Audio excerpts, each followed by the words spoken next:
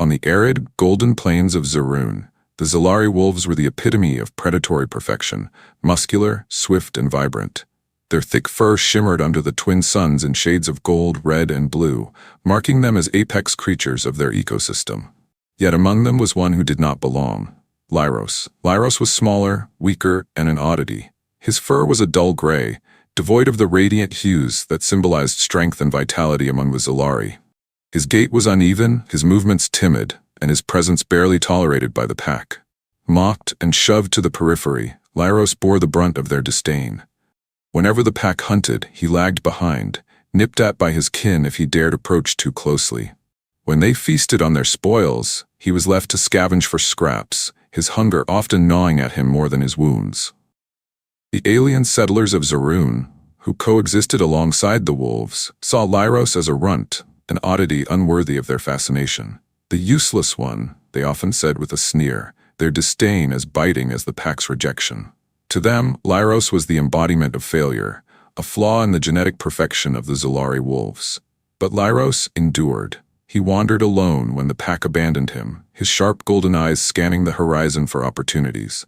Despite his frailty, there was a quiet resilience in him, a spark that refused to die, no matter how often he was pushed into the dust. Sergeant Marcus Flint, a human soldier stationed on Zaroon, was used to spotting the extraordinary in the ordinary. The harsh terrain of the planet was a sharp contrast to the lush green hills of Earth he remembered from his youth, but it had its own rugged beauty. His current mission, overseeing alien wildlife interactions with human settlements, was supposed to be routine.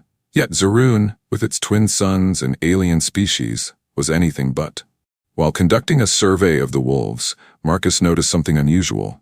Through his binoculars, he saw the pack on a hunt. Their movements were coordinated, their sleek forms weaving through the tall grass as they closed in on a herd of grazing beasts. But one wolf lagged far behind, its movements awkward and sluggish. The others snarled at it, forcing it farther away. Intrigued, Marcus tracked the pack until they reached their resting spot, a shallow valley surrounded by jagged rocks. The smaller wolf sat apart from the rest, licking a wound on its leg. The sight tugged at something deep within Marcus, a pang of sympathy that shouldn't have mattered in his professional capacity. The next day, during a routine patrol near the edges of the settlement, Marcus found himself thinking of the outcast wolf. Why couldn't I stop watching it? He muttered under his breath. Shaking off the thought, he continued his patrol, scanning the perimeter for signs of activity. Then he saw it. Caught in a crude snare trap, the small wolf writhed weakly, its leg twisted at an unnatural angle. Blood matted its dull fur, and its golden eyes glowed with a mix of fear and pain. It let out a weak, pitiful growl as Marcus approached. "Easy, buddy," Marcus said softly, kneeling a safe distance away. He scanned the area, ensuring no predators or angry pack members were nearby. Satisfied, he pulled out his survival knife and crept closer. His movements slow and deliberate. The wolf's growls turned to whimpers, its strength clearly failing. "I'm not here to hurt you," Marcus murmured. "Let's get you out of this mess." Carefully, he cut the snare, freeing the wolf's mangled leg. The creature tried to stand but collapsed with a pained yelp. Marcus hesitated for a moment, then made a decision. He removed his jacket and gently wrapped the wolf in it, cradling the surprisingly light creature in his arms. "Guess you're coming with me," he said, his voice soft but resolute. As Marcus carried the wolf back to his quarters, he couldn't shake the feeling that this chance encounter was more than it seemed. The spark in the creature's golden eyes, even in its weakest moment, stirred something in him. He had no way of knowing then. But the bond he had just forged with Lyros would change not just their lives, but the fate of the galaxy. Back at the human outpost on Zaroon, Marcus Flint carefully laid the injured wolf on an old blanket in his quarters. The creature was visibly exhausted, its chest rising and falling rapidly. Lyros flinched as Marcus reached for its leg, emitting a low growl, weak but warning. "Easy, buddy," Marcus said softly, keeping his movements slow. "I'm trying to help you." The outpost's med kit wasn't designed for alien wolves, but Marcus improvised. He cleaned the wound on Lyros' leg, noting the deep lacerations caused by the snare. The wolf snapped its jaws at first, but Marcus continued with a calm persistence that eventually soothed the creature. By the time he finished bandaging the leg, Lyros was too tired to resist. "You're a tough little guy," Marcus murmured, sitting back and observing his work. Lyros's golden eyes met his for a brief moment before the wolf closed them, drifting into an uneasy sleep. Over the next few days, Marcus nursed Lyros back to health. At first, the wolf refused food, growling and baring its teeth whenever Marcus approached, but Marcus was patient. He left small portions of meat and water nearby, speaking softly as he worked around the room. "You're not as alone as you think," Marcus said one evening, cleaning his rifle. "I know what it's like to feel cast out."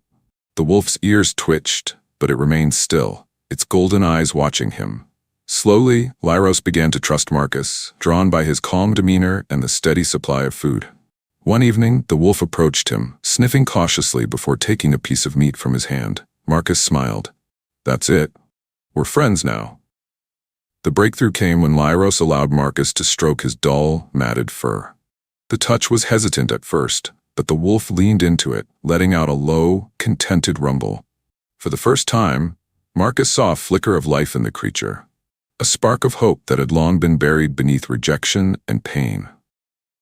As Lyros's leg healed, his strength began to return.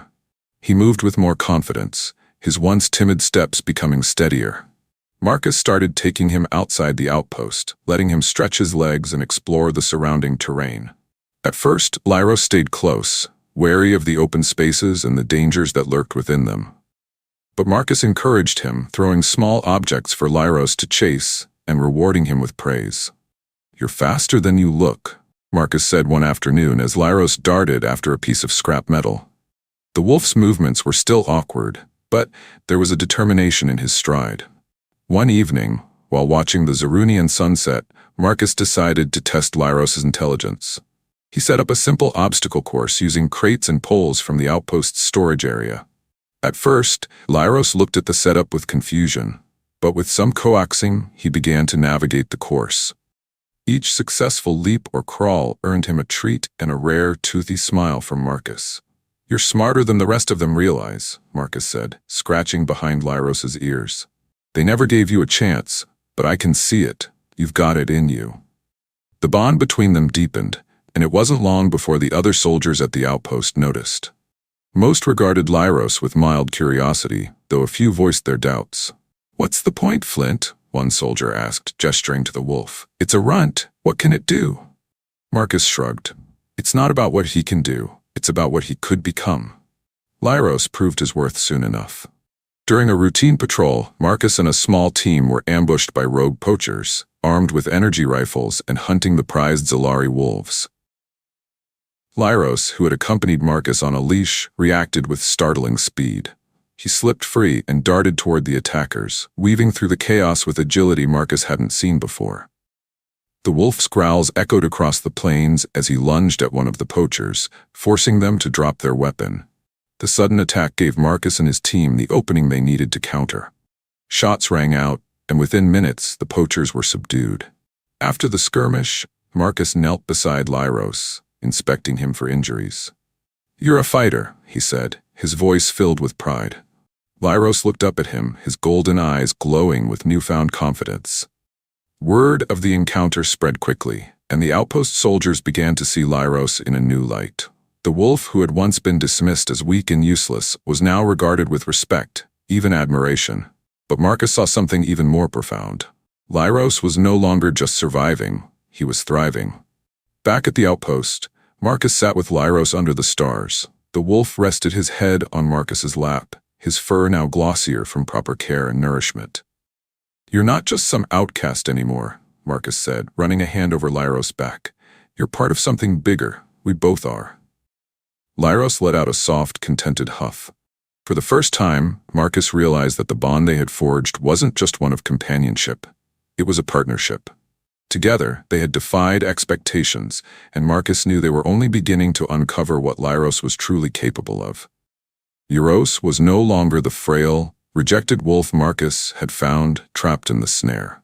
Under Marcus's care, his wounds had healed, his strength had returned, and his spirit had been rekindled. But Marcus wasn't content with mere survival. He saw the potential for something far greater. Lyros had proven himself intelligent, loyal, and quick, but now it was time to hone those traits into something extraordinary. Marcus set up a rigorous training program, blending human military tactics with the wolf's natural instincts. Using the barren plains and rocky outcrops of Zaroon as their training ground, Marcus devised a series of drills designed to enhance Lyros's agility, strength, and coordination. "All right, buddy," Marcus said, tossing a small metal disc into the air. "Fetch." Lyros leapt into action, his movements a blur of precision and speed. He caught the disc mid-air, landing with grace before trotting back to Marcus, his golden eyes gleaming with pride. "Good boy," Marcus said, scratching behind Lyros' ears. "Now let's step it up." The next phase involved obstacle courses. Marcus constructed them from scavenged materials, arranging hurdles, tunnels, and balancing beams. Lyros attacked the challenges with enthusiasm, his agility improving with each run. Marcus added commands, teaching Lyros to recognize hand signals and verbal cues. Within weeks, the wolf could navigate the course flawlessly, responding to Marcus's guidance with remarkable precision. One evening, as the twin suns dipped below the horizon, Marcus introduced a new element: stealth. He led Lyros to a rocky ridge overlooking the outpost, where a group of soldiers practiced patrol formations. "Let's see how quiet you can be," Marcus whispered. Lyros crouched low, his body blending seamlessly with the shadows. Step by silent step, he crept toward the unsuspecting soldiers, circling them without making a sound. When he returned to Marcus's side, the human chuckled softly. "You're a ghost out there." But the most impressive development came during combat drills. Using simulated threats, drones programmed to mimic the movements of hostile creatures, Marcus taught Lyros to anticipate and counterattack. The wolf's instincts, sharpened by training, made him a force to be reckoned with. One by one, the drones fell to Lyros's precision strikes, his movements fluid and deadly. "You're not just a fighter now," Marcus said, watching as Lyros brought down the final drone with a perfectly timed leap. "You're a warrior." As word of Lyros's transformation spread, it reached the Zalari wolves who had cast him out. The pack had always watched the human settlement from a distance, their golden, shimmering forms blending with the plains. Now they began to take a keener interest, their sharp eyes tracking Lyros whenever he ventured beyond the outpost. Marcus noticed them first, their silhouettes appearing on the ridge at dusk. "Looks like your old friends are back," he said to Lyros, who stood beside him, his ears perked and his tail still. "What do you think they want?" The answer became clear when the pack descended, moving with the calculated precision of predators. Marcus instinctively reached for his sidearm, but Lyros stepped forward, his stance calm but assertive. "Easy, buddy," Marcus said, lowering his weapon. "This is your call." The pack circled them, their golden eyes fixed on Lyros. The largest wolf, a massive male with fur that gleamed like molten gold, growled low in his throat. Lyros met his gaze, unflinching. The challenge was unmistakable. Marcus crouched beside Lyros, placing a hand on his shoulder. "You've got this," he said softly. "Show them who you are." The pack leader lunged, and the fight began. Lyros moved with a speed and agility that Marcus had never seen before. He ducked under the larger wolf's strike, his smaller size an advantage as he darted around his opponent. With a precision born of training, Lyros struck back, his teeth finding purchase on the pack leader's shoulder. The fight was fierce but not cruel. It was a test of dominance, not a battle to the death. Lyros's newfound strength and confidence shone with every movement, his training with Marcus evident in his strategic approach. The pack leader, though larger and stronger, couldn't match Lyros's speed and tactical thinking. Finally, with a powerful leap, Lyros pinned the pack leader to the ground. He growled low, his golden eyes blazing with a command that even Marcus found awe-inspiring. The pack leader stilled, baring his throat in a gesture of submission.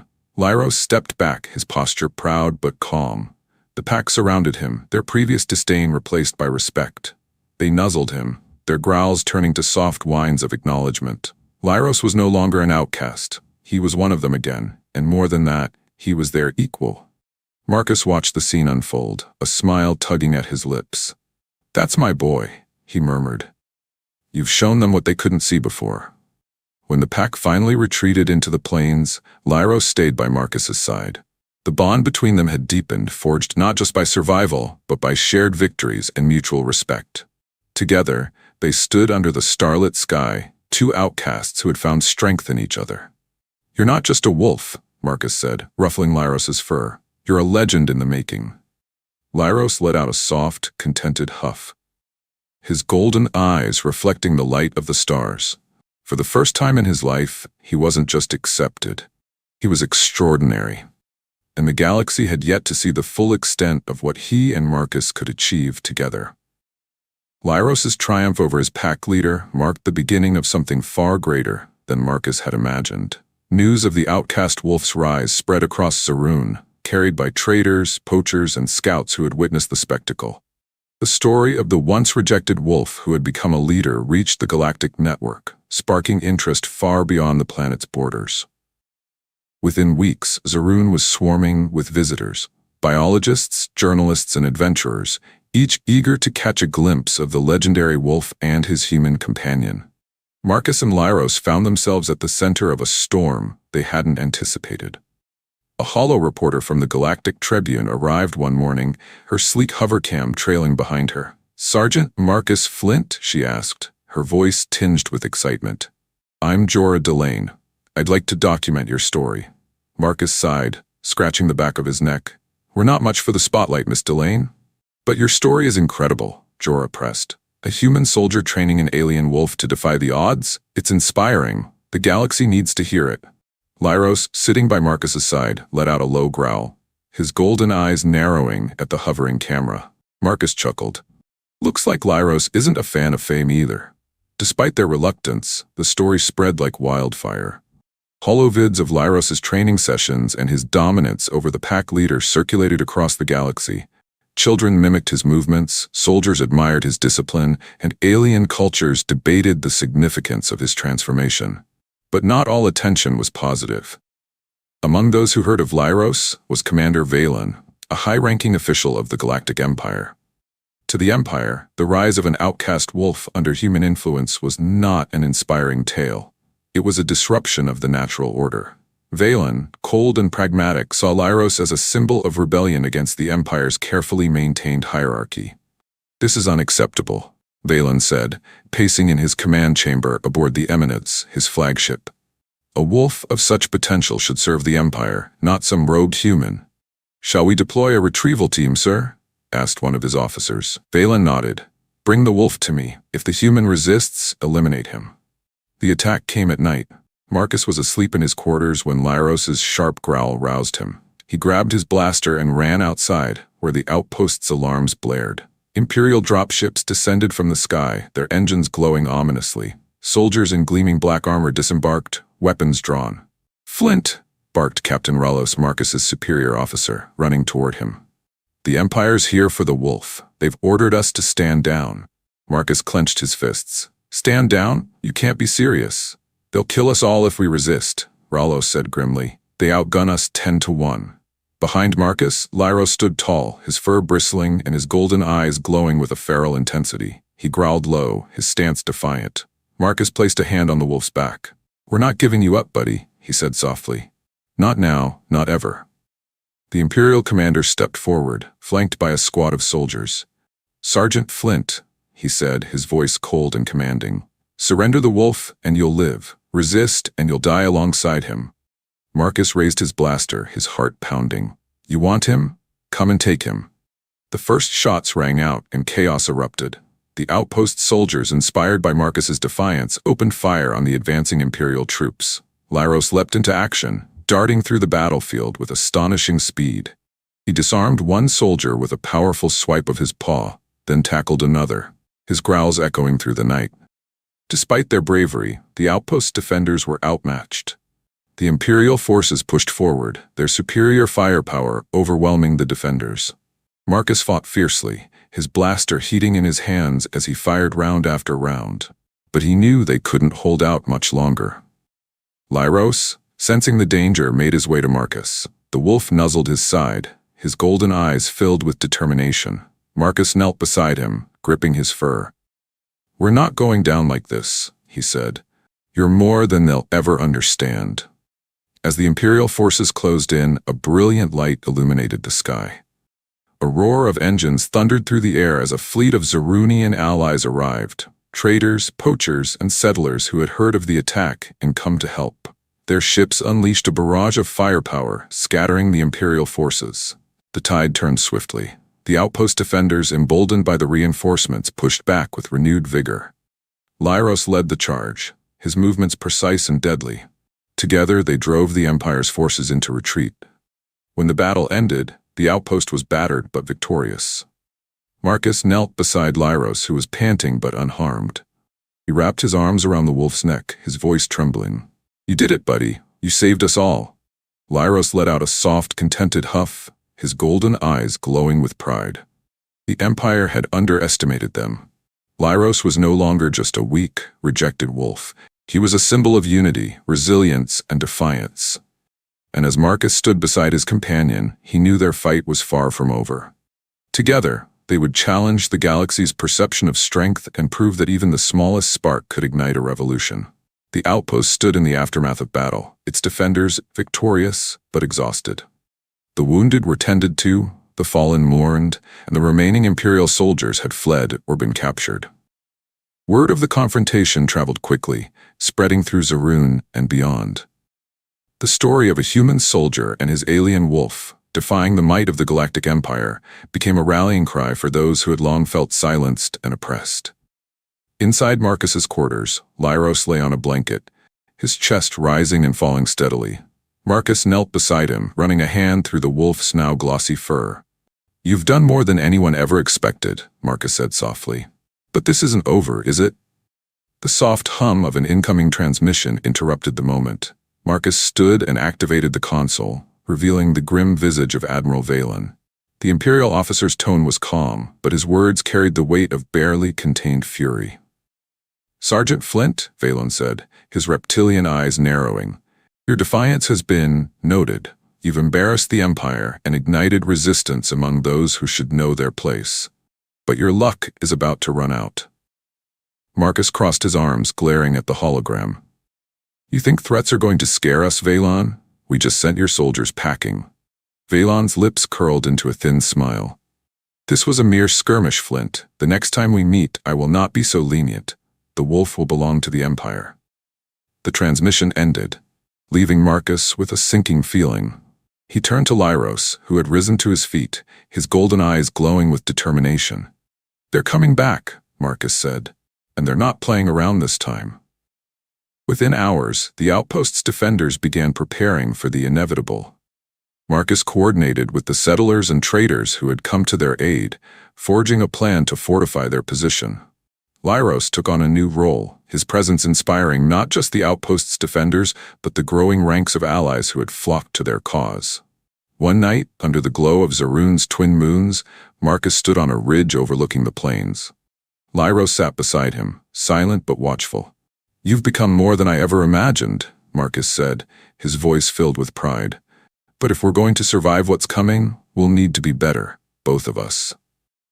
The Empire's response was swift and merciless. A massive fleet descended on Zaroon, its ships blotting out the stars. Admiral Valen led the assault personally, his flagship, the Obsidian Fang, spearheading the attack. This was no raid, it was a full-scale invasion, designed to crush the resistance and reclaim Lyros. The defenders of Zaroon stood ready. The once small outpost had become a bastion, fortified with barricades, traps, and weapon emplacements. Marcus and Lyros stood at the forefront, their bond unshakable as they prepared to face the Empire's wrath. When the first wave of Imperial forces landed, the battle erupted in a storm of plasma fire and explosions. The defenders fought fiercely, their determination bolstered by Lyros's presence. The wolf moved like a shadow through the chaos, his training evident in every precise strike and evasive maneuver. As the battle raged on, Valen's flagship hovered above, its cannons pounding the outpost's defenses. Marcus knew they couldn't hold out much longer. He turned to Lyros, his expression grim but resolute. "We need to take out that flagship. If we don't, we're finished." Lyros growled softly, his golden eyes meeting Marcus's. There was no hesitation in his gaze, only trust and a fierce resolve. Using the chaos of the battlefield as cover, Marcus and Lyros slipped past the Imperial lines. They made their way to a concealed transport ship, one of the last vessels capable of flight. As they launched into the sky, The defenders held their ground, buying precious time for their daring plan. The obsidian fang loomed above, its massive form casting a shadow over the battlefield. Marcus piloted the transport with steady hands, weaving through enemy fire as Lyros crouched beside him, ready for whatever came next. "AI, plot a course for their main hangar," Marcus said, his voice steady despite the tension. "We're going in hot."